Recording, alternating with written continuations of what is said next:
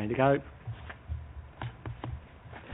Right, welcome to North Planning. I'm just going to do standard chairman's announcements, nothing else, as we have nobody in the audience. Apologies for absence first, please. None received, Chairman. Declarations of interest? None. Can I have approval for the minutes of the meetings 9th and 15th of May? Agreed. We're taking the agenda as published, with the 4 part 1s and 4 part 2s. Okay? Without any further ado, can we go to 70 Northwood Road, Harefield? Thank you, Chairman. This application seeks planning permission for a 2-storey side extension and the installation of boundary treatment to the side to encompass the grass verge. This is a resubmission of a previously refused scheme. I'll just take members through the slides. Members will see the site here, at number 70, and it encompasses the grass verge that's directly next to it. Just for members' reference, this is actually quite an unusual situation in which the owner of number 70 actually owns the grass verge next to it, the grass verge on the opposite side of the road, and actually the whole of Mossingdew Close as well. I mean, it remains as public highway, this grass verge, and the road, but this grass verge here is no longer public highway and is in the ownership of number 70. This is just a site plan. This is the existing house. The proposed extension, as members will see, it is a detached property. The proposed extension, 2-storey side extension here, and a new boundary treatment along here to encompass the grass verge. The application site relates to a detached dwelling located on the corner of Northwood Road and Mossingdew Close. The property has a bay window to the front and has a large single-storey side element to the rear.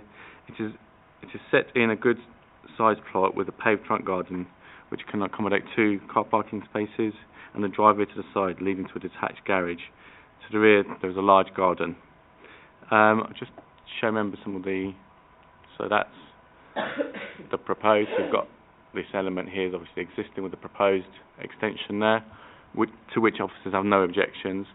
And this is the proposed side elevation. Again, you can see that... I'll just close that, Alan, because I'm just hitting there.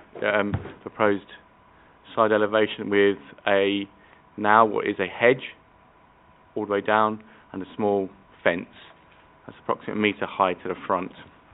Previously, we had the same application. It was refused because they wanted a timber fence all the way along here, and it was approximately 1.8 metres high all the way across. And it was refused on visual amenity grounds, but also on highway safety grounds, because any cars exiting the driveway wouldn't be able to have sufficient visibility displays. Just take members to the site visit photos. The house at the moment.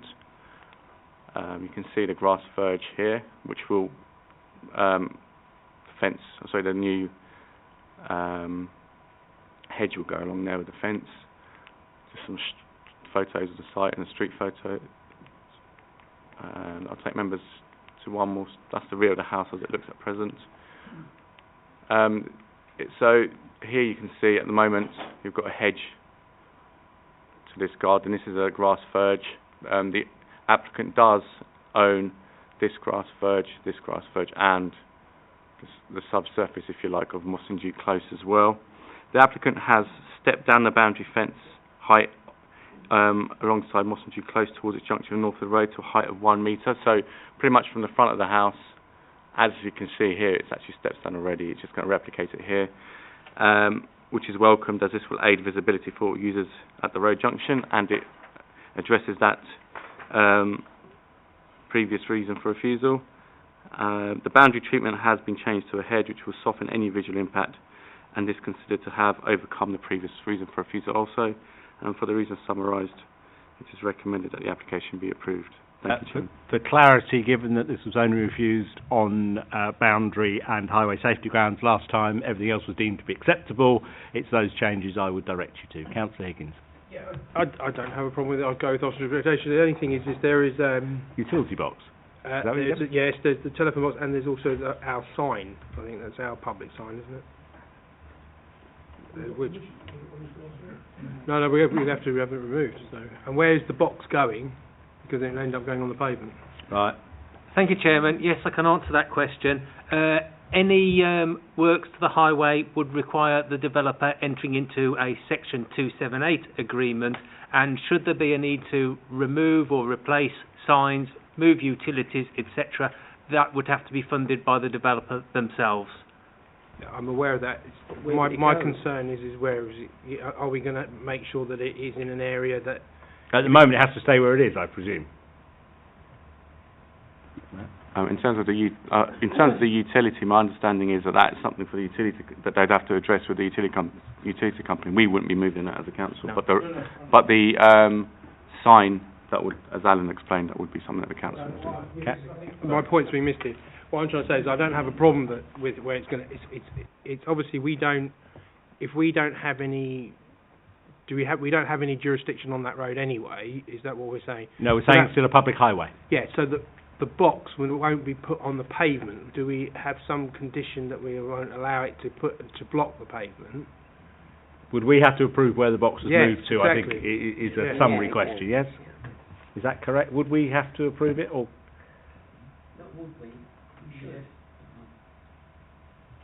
I asked the question gently, and then I'll do my Chairman, it would require the approval from the Highway Authority, as it's a highway, albeit it's owned by somebody else. It's a highway, and as a Highway Authority, we would not wish people to cause obstruction.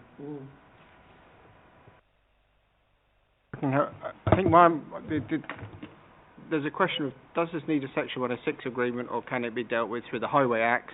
And my understanding is to deal with all the street sort of furniture and signage, that the highway legislation can deal with that, and therefore there isn't a need to duplicate any controls through the planning process or through any form of conditions or legal agreement on this application. But I mean, on that point, I'm sure my legal colleague can...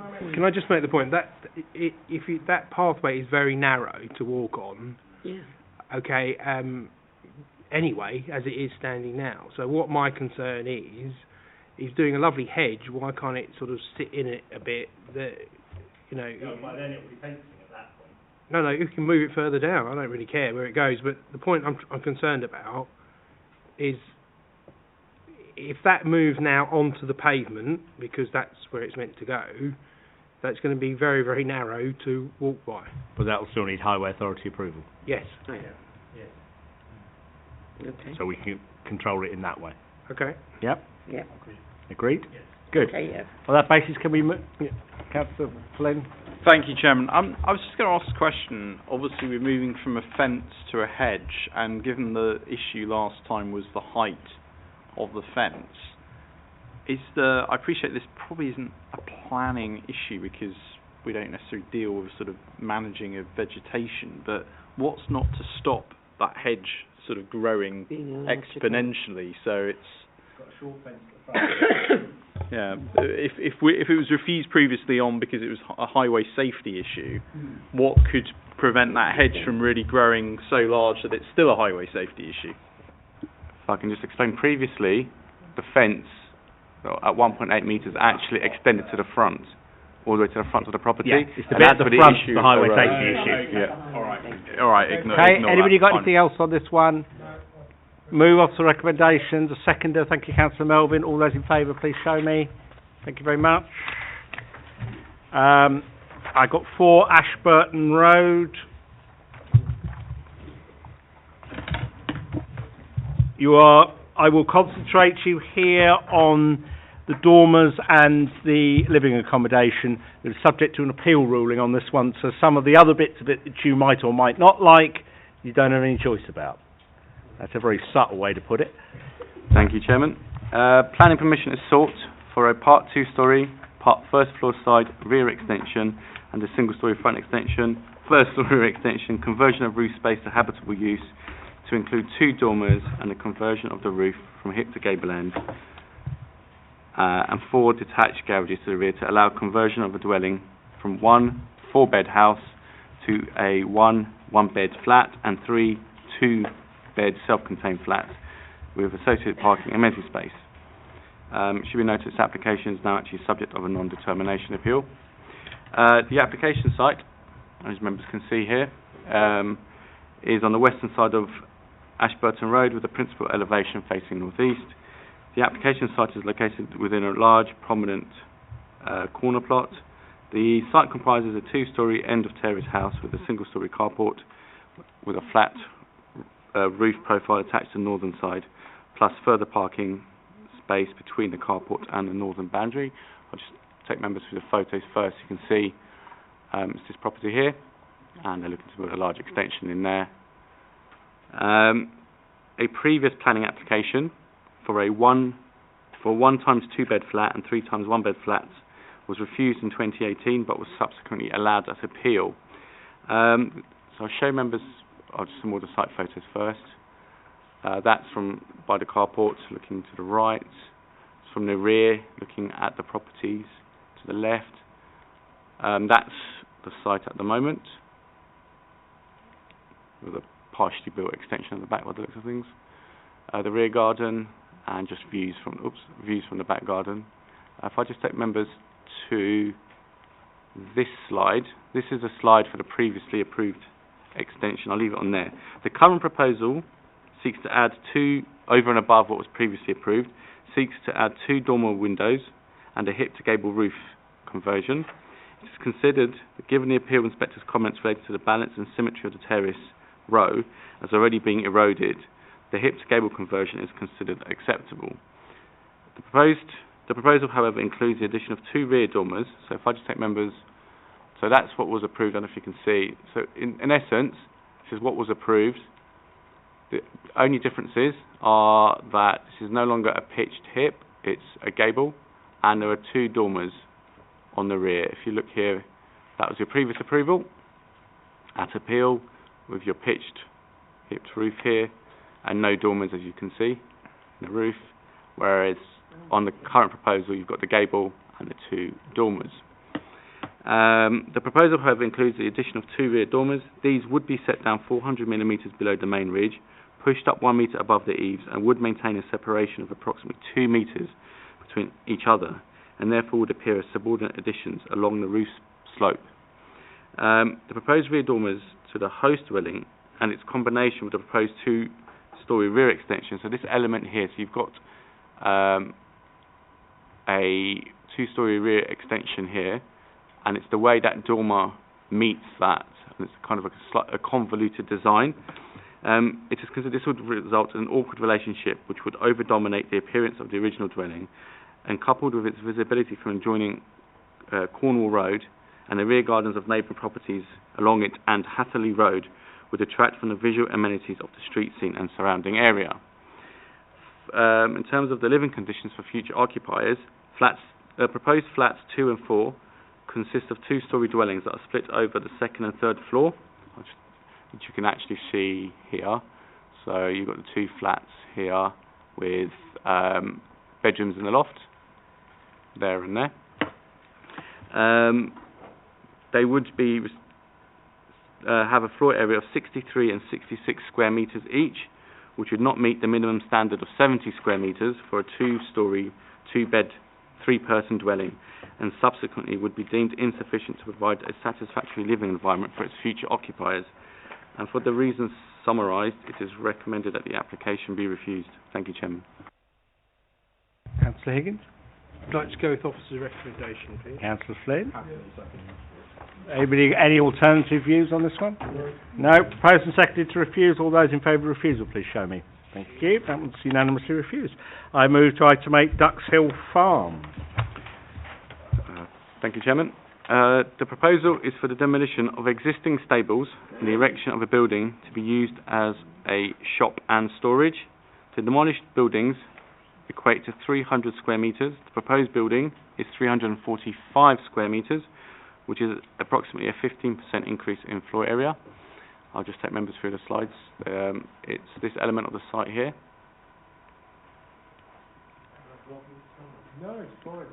Again, the red line goes around a bit. So this is the proposed site layout. It's a building that's going to be 23 metres by 15 metres. This slide shows the existing site layout with the uses. So you'll see you have a retail use at present, storage areas and a former equestrian use in purple. And this is the proposed, so you're going to have effectively the storage area and a retail use there. This is a proposed north elevation, quite simple. You can see with roller shutter doors on the southern elevation, west elevation, and this is a comparison with the existing, so you can see the existing buildings that are being demolished and in the dotted lines of the proposed elevations. Duxhill Farm is a registered agricultural holding comprising of a number of agricultural buildings, dwellings and fields situated on land to the west of Duxhill Road in Northwood. In terms of the proposals,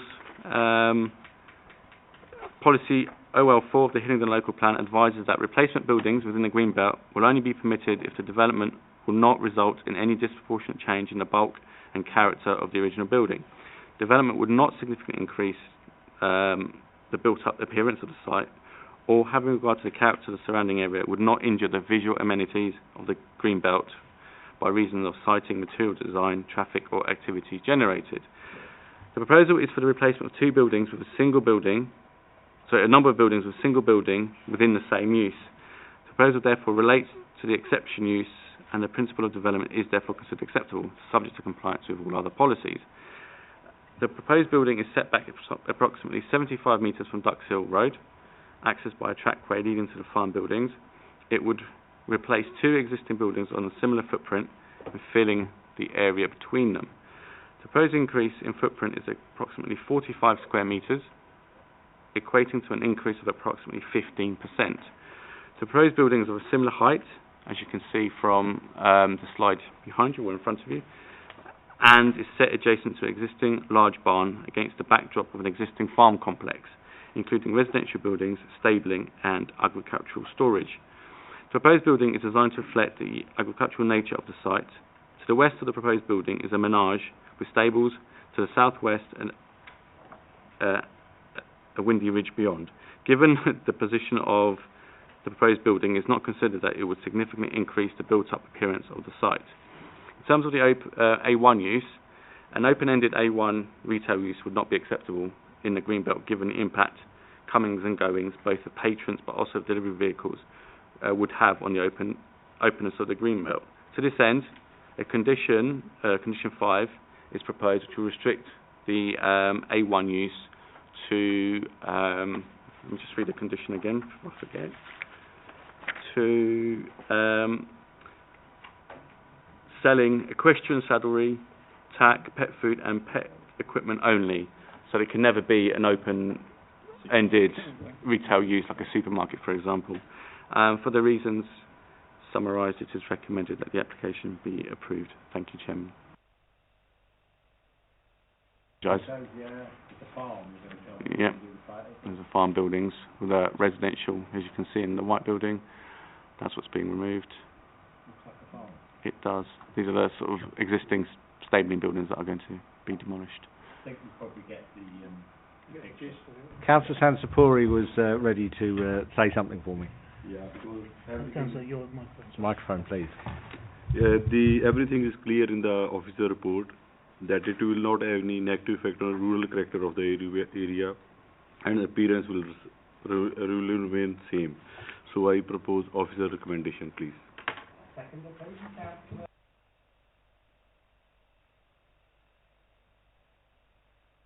And I see first tonight.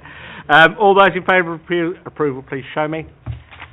I'm going to save off the time on the next one with the presentation. It's an existing A1 going to an A1, A3, and there is a condition in the addendum to make sure that it is A1, A3. We don't becoming a full A3. So effectively it's a coffee shop.